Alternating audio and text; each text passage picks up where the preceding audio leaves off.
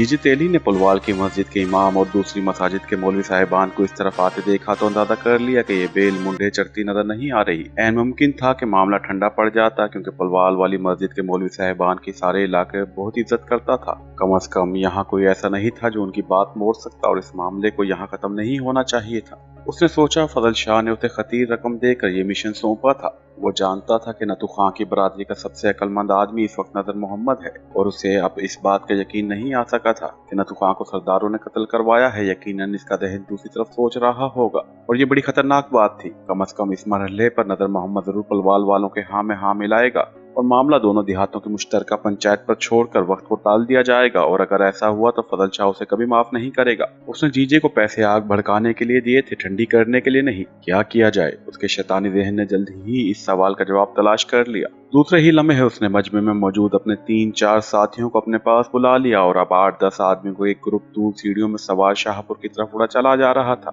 इन्होंने बज़ाहिर यही तासुर दिया था कि वो हनीफ खां को इसके बाप के कत्ल की खबर करने जा रहे हैं, लेकिन असल में इनके अज़ाइम क्या थे? नजर मोहम्मद को इसका गुमान भी ना हो सका, वरना वो कभी इन्हें ना जाने देता और खुद अपने भांजे को लेकर आता। यूं भी अब बेवकूफों के गिरोह में वही ऐसा था जो सूरत हाल को काबू कर सकता था। उसने अपनी यहाँ मौजूदगी को ज्यादा जरूरी ख्याल किया। अगर वो यहाँ से हट जाता तो कई और लाशें भी गिर सकती थी। उसका दिल और दिमाग दोनों ये बातें मानने को तैयार नहीं था। ये कत्ल सरदारों ने करवाया है, क्योंकि उसे नतू खां के कत्ल में सरदारों का कोई मफाद दिखाई नहीं देता था। जीजे तेली को इल्म था कि अगर ये साजिश कामयाब न होती तो फजल शाह इसके टिक्का बोटी कर देगा। इस बात में कोई शक नहीं था कि फजल शाह ने रकम देते हुए कभी हाथ नहीं खींचा था, लेकिन वो जिस तरह किसी काम के लिए पैसे दिया करता था, उसी तरह रिजल्ट भी अपनी मर्जी के मुताबिक चाहता था। हनीफे सरदारों ने नथू को मार डाला, ये थी वो पहली आवाज जो हनीफ खां के कानों में सोरा फील की तरफ फूंकी गई। वो जहरा बाई के साथ सारी रात रंगरलियां मनाने के बाद बड़ी गहरी नींद सो रहा था जब फजल शाह के खास मुलाजिम ने उसे बादल ख्वास्ता उठाया। क्या क़यामत आ गई है? हनीफ खां बड़े गुस्से में दिखाई दे रहा था। हनीफ खां, हमारी मजाल तो नहीं कि इस तरह कदम भी रख सकें, लेकिन बात ही ऐसी हो गई थी। दोनों शाह साहब शहर गए हुए हैं और तुम्हारे गांव से 10-15 बंदे आए हैं। वो इसी वक्त मिलने पर बदिद हैं। कोई अच्छी खबर नहीं, मुंशी ने हाथ बांधते हुए कहा। फजल शाह ने उसे पहले से समझा दिया था कि उसने ड्रामे में कौन सा किरदार अदा करना है। दोनों भाई अपनी हवेली में मौजूद थे, लेकिन गांव वालों के लिए दोनों कल शाम ही से शहर गए हुए थे, ताकि हनीफ खां को किसी साजिश का शक भी ना गुजरे। यूं भी अब इसे घिनौने खेल का सबसे अहम एक्ट शुरू होने जा रहा था, जिसे हनीफ खां के हाथों अंजाम पाना था। इन्होंने सारा खड़ाक हनीफ खां को गुमराह करने के लिए ही तो फैलाया था। जैसे ही हनीफ खां कमरे से निकलकर हवेली की बैठक में पहुंचा, जीजा तेली उससे लिपट गया। इसकी आंखों से आंसू बह रहे थे। हनीफे, गांव के लोग पुलवाल गए हैं, वहाँ लड़ाई हो रही है। उन शैतानों में से एक ने कहा। क्या हुआ? कैसे हुआ? हनीफ खां को जमीन आसमान गिरते दिखाई दे रहे थे। नतू खां के कत्ल की खबर सुनाकर जैसे जीजे तेली ने पिघलता हुआ सीसा उसे कानों में उंडेल दिया था। उसे समझ नहीं आ रही थी क्या करे, किधर जाए। इस इलाके में किसी माई के लाल में इतनी हिम्मत होगी कि वो नतू खां को उसके बाप को कत्ल कर डाले? उसने तो कभी ख्वाब में भी ये नहीं सोचा था। किसने मारा मेरे बाप को? उसने चीखते हुए पूछा। हनीफ खां, हमने कातिल को मार डाला है। हम इतने बेगैरत नहीं कि नतू खां के कातिल को जिंदा बचकर जाने देते। उसका खुरा उठाया है खोजी ने। कातिल किसी दूसरे इलाके का रहने वाला है, लेकिन वो पुलवाल की तरफ से आया था। चलो, मैं सालों को जिंदा नहीं छोड़ूंगा, मैं इनकी नस्लें ही खत्म कर दूंगा। उसने जुनून और गुस्से के आलम में सरदारों को मुगल गाज बरतनी शुरू कर दी। हनीफ खां, तुम्हारा इस तरह अकेले जाना ठीक नहीं। शाह साहब, मुंशी ने बड़ी मक्कारी से कहना चाहा। मुंशी, हट जा परे, ये मेरा और सरदारों का मामला है, इसमें कोई तीसरा ना आए। हनीफ खां ने कहर आलूद नजरों से उसे घूरते हुए कहा।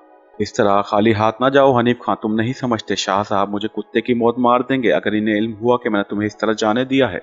अगर आदमियों की जरूरत हो तो। मुंशी ने अगला पांसा फेंका। नहीं मुंशी, हम क्या मर गए हैं? इस मर्तबा इसकी बात का जवाब हनीफ खां के बजाय जीजे ने दिया। अच्छा, ये रख लो, काम आएगा। ये कहते हुए मुंशी ने अपनी कमर से बंधा 32 बोर का रिवाल्वर और गोलियों का पूरा पट्टा उतार कर हनीफ खां को थमा दिया था। उसने अपनी दांत में हनीफ खां के बच निकलने की कोई गुंजाइश बाकी नहीं छोड़ी थी, और बड़ी मक्कारी से एक एक मोहरा बड़ा सोच समझ कर ये सारी बातें खेली थी। मुंशी को इल्म था कि फजल शाह के खरीदे हुए ये लोग जो उसे वर्गलाने के लिए आए थे, हनीफ खां को यहाँ से सीधा पुलवाल ले जाएंगे। रिवॉल्वर उसके पास मौजूद है। वो यकीनन आतिश इंतकाम से अंधा होकर सरदारों पर हमला करेगा और मुकाबले में मारा जाएगा।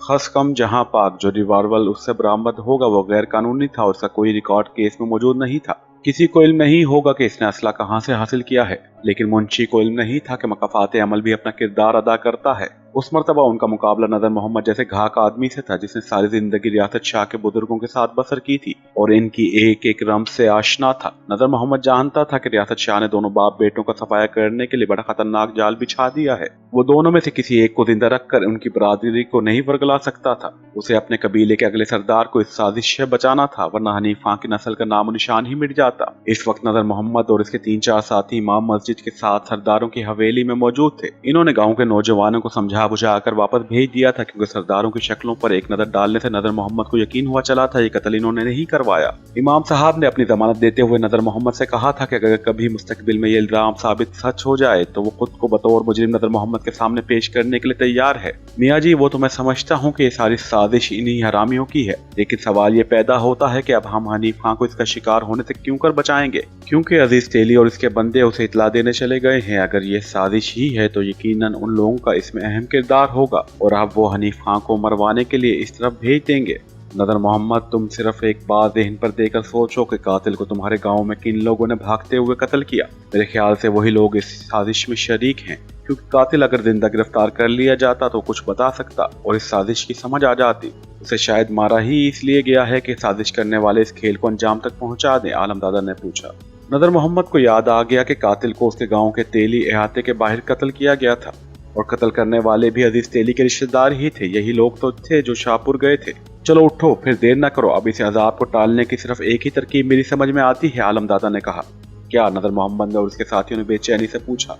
हम पुलिस के जरिए हर मुमकिन कोशिश करके किसी न किसी तरह हनीफ खां को काबू कर लेते हैं। हवालात में इससे मुलाकात करके उसे सारी बात समझाने की कोशिश करेंगे। इस वक्त इसका दिमाग गर्म है और इसे कुछ समझाया नहीं जा सकता। इस मरहले पर वो समझाने वाले को भी अपना दुश्मन ख्याल करेगा। इस दरमियान हम अजीज तेली को काबू कर लेंगे, फिर उसे सारी हकीकत खुलवा कर इसे हनीफ खां के सामने पेश कर देंगे। आलमदादा ने अपना मंसूबा बताया। सबने उसकी तरफ तहसीन अमेज नजरों से देखा। दूसरे ही लम्हे सरदार रशीद फोन पर एसपी से राब्ता कर रहा था। एसपी साहब उनके रिश्ते के अजीज थे। सरदार रशीद ने मुख्तसरन बात समझाकर उनसे मदद तलब की और एसपी साहब ने पुलवाल के गिर्द मौजूद दोनों थानों के वायरलेस के जरिए सारे अहकाम जारी कर दिए थे।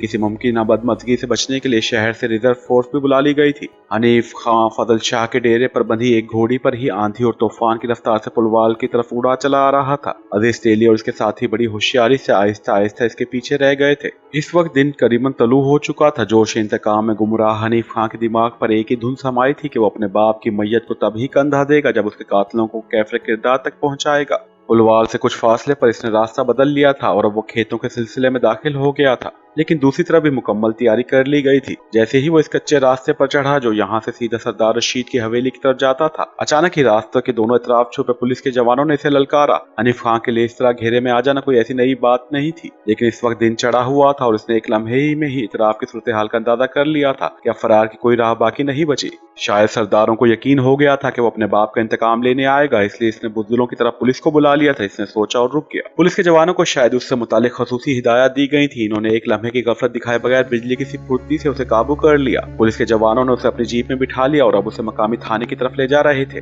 थाने की तरफ जाते हुए रास्ते में दीवानावार चीखते हुए हनीफ खां सरदार को बुज़दिली के ताने देता हुआ मुग़ज़्ज़ात बकता रहा। गुस्से और गम से उसकी हालत बिगड़ने लगी थी। उसका ज़हन माऊफ हो चुका था और उसे समझ नहीं आ रही थी कि इन लोगों की गिरफ्त से किस तरह निकलकर पुलवाल तक जा पहुंचे और अपने बाप के कातिलों को कैफरे किरदार तक पहुंचाए। इन लम्हात में जब पुलिस के जवान हनीफ खां पर काबू पाने के लिए उसे थाने की तरफ ले जा रहे थे, वायरलेस पर एसपी साहब को कामयाबी की खबर दे दी गई थी। इस खसूसी ऑपरेशन के दूसरे हिस्से पर अमल शुरू हो चुका था। अजीज तेली अपनी दांस में बड़ा मार्का मारने के बाद मुतमईन होकर अपने साथियों के साथ गांव की तरफ आ रहा था। इन्होंने फजल शाह के मंसूबे के मुताबिक हनीफ खां को कुर्बानी का बकरा बनाकर पुलवाल की तरफ रवाना कर दिया था और अब उसकी मौत की खबर सुनने के लिए गाँव जा रहे थे, ताकि ये खबर सुनने के बाद फजल शाह से दोबारा इनाम हासिल कर सके। आने वाले हालात से बेफिक्र अजीज तेली अपने 3 साथियों के साथ पैदल ही गाँव की तरफ आ रहा था। इन्होंने अपने दोनों घोड़ों की बागें थाम रखी थी और अब कामयाबी पर कहके लगाते आ रहे थे जब अचानक ही क़यामत उन पर टूट पड़ी। उनकी तादाद 8 थी।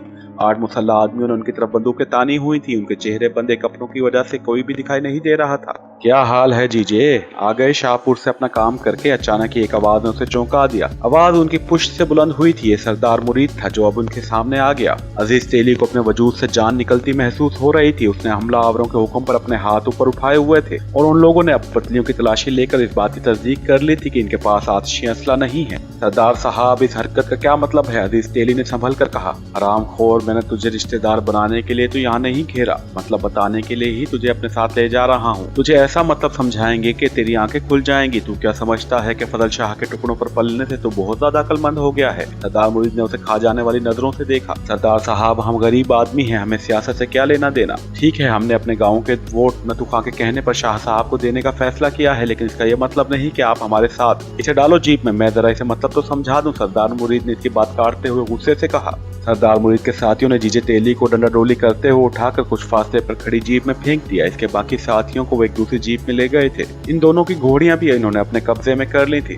जीजे तेली को सरदार मुरीद के डेरे पर पहुंचा दिया गया था, जहां इसकी नजरें सबसे पहले हवलदार आलमदादा के चेहरे पर पड़ी और उसे यूं लगा जैसे मौत के फरिश्ते ने उसकी रूह कब्ज कर ली है। आलमदादा की मौजूदगी का मतलब सिवाय इस कमबख्ती के और कुछ नहीं था। आलमदादा ने भी इसकी शक्ल पर नजर पड़ते ही इस तरह इत्मीनान का इज़हार किया था जैसे वो इसके लिए यहाँ मौजूद था और अब इसकी मेहनत रास आ गई हो। उल्टा लटका दो, मैं इससे पहले मतलब सारे समझा दूं, फिर कोई और बात करते हैं। सरदार मुरीद ने अपने साथियों को हुक्म दिया, जिन्होंने दूसरे ही लम्हे चीखते हुए चिल्लाते हुए अजीज तेली के दोनों पांव एक मजबूत रस्सी से बांधे और इसे एक मजबूत शहतीत के साथ उल्टा लटका दिया। अब जरा इसकी मालिश करो, पहले इसका दिमाग ठिकाने पर आ जाए, फिर इससे बात करते हैं, इस मर्तबा आलमदादा ने कहा था। इसके साथ ही उल्टे लटके जीजे तेली पर जूतों और डंडों की बारिशें शुरू हो गई। इन लोगों ने चीखते चिल्लाते अजीज तेली की चंद मिनट में ही इस तरह मालिश की थी कि इसके होशो-हवास ही गुम हो गए थे। बमुश्किल 3-4 मिनट बाद ही चीखते चीखते वो खामोश हो गया।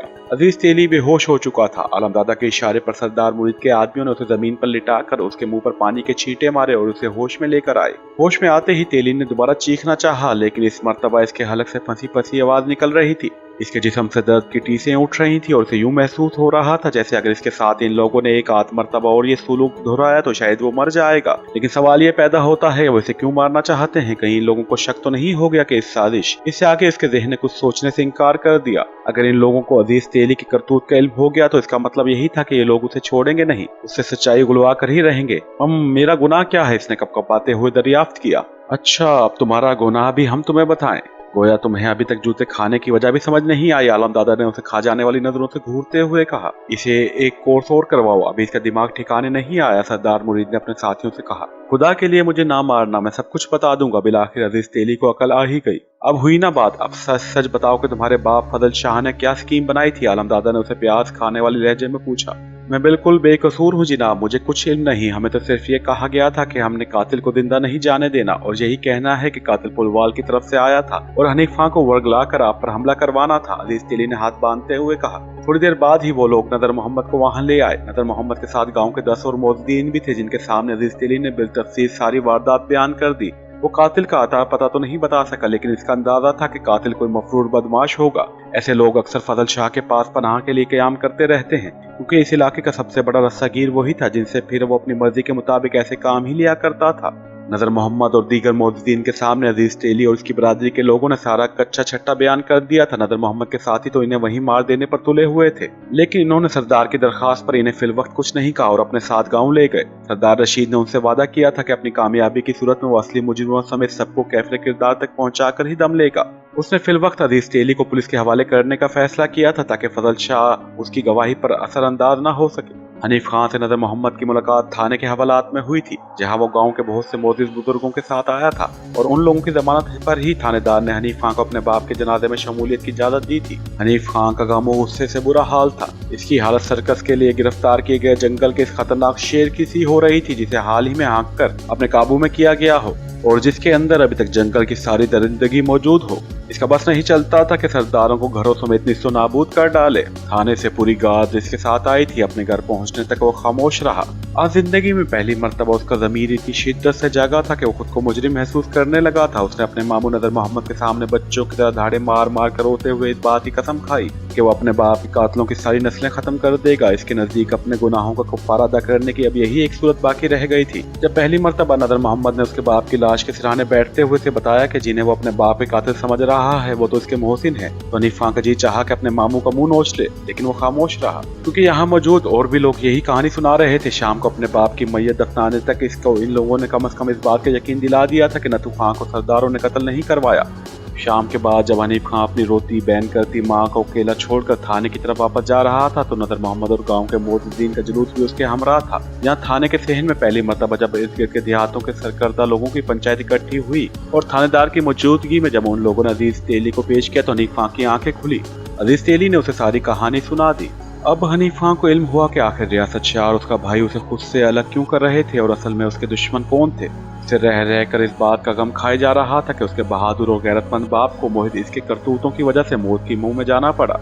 अगर वो हमेशा की तरह अपने बाप की बात पर अमल पैरा होता तो शायद इस साने से बच जाता। फजल शाह, तूने हनीफ खां और उसके बाप की दोस्ती ही देखी थी, अब तू मेरी दुश्मनी देखेगा फजल शाह। मैं तुझे तेरी ही हथियारों से कत्ल करूंगा। इस सारे किस्से में उसे जहरा बाई फिर बेकसूर नजर आ रही थी। जहरा के इश्क ने उसकी अकल पर सही मायनों में पर्दा डाल दिया था। अगले रोज सुबह तक सरदार मुरीद और उसके साथी खुद थाने पहुंच गए थे। इन्होंने कुरान पर हल्फ देकर इस बात की शहादत दे दी थी कि उनका नत्थू खां से किसी भी किस्म का कोई तनाज़ा नहीं रहा था और ये थी भी हकीकत के नत्थू खां ने उनकी हिमायत का ऐलान कर दिया था और फजल शाह और रियासत शाह से अलहदगी इख्तियार कर ली थी। दोपहर तक इन्होंने हनीफ खां को भी रिहा करवा लिया। हनीफ खां ने कोई जुर्म नहीं किया था, सिर्फ तलाशी लेने पर उससे एक नाजायज पिस्तौल बरामद हुआ था जो सरदार रशीद के एक मुलाजिम के खाते में डाल दिया गया था, जिसकी जमानत भी इन लोगों ने कबल गिरफ्तारी ही करवा ली थी और अब वो सरदार मुरीद की जीप में अपने गांव की तरफ जा रहा था। उसकी आमद की इत्तला मिलते ही आता तेली के तमाम मकीन अपना घर बार छोड़कर भाग गए थे। उससे अगले रोज होने वाले नत्थू खां के कत्ल के अखराजात सरदारों ने जबरदस्ती अपने जिम्मे लिए थे। इन्होंने नत्थू खां की बाकायदा पुख्ता कब्र तामीर करवाने के लिए शहर से काबिल मिस्त्री और संगे मरमर के पत्थर मंगवाए थे और उसकी कब्र पर नत्थू खां शहीद दर्ज करवा कर अपनी दांस में उस मजार की शक्ल देने की कोशिश की थी। एक हफ्ते तक हनीफ खां बेसुध होकर घर पड़ा रहा।